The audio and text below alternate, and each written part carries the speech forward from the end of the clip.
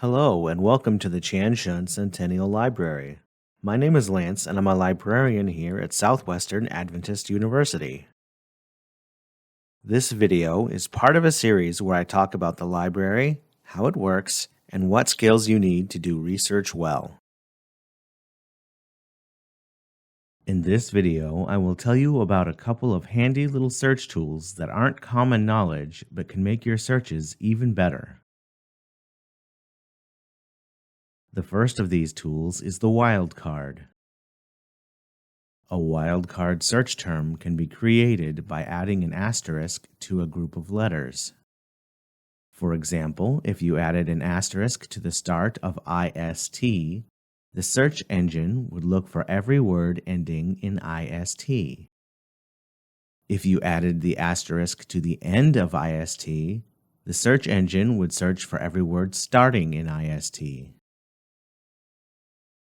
You may be thinking to yourself that being able to search that many words at once isn't very useful, and you would be right. The wildcard is most useful when it is used in very exact and specific situations. The more precise you can be when creating a wildcard, the better. An example of a better wildcard would be something like ATHLET asterisk. This searches athlete, athletes, athletic, and athletics with one term and without any unrelated results. The wildcard is useful for when you want to search multiple forms of a base word without having to enter them all as individual keywords. The second tool I will show you are quotation marks.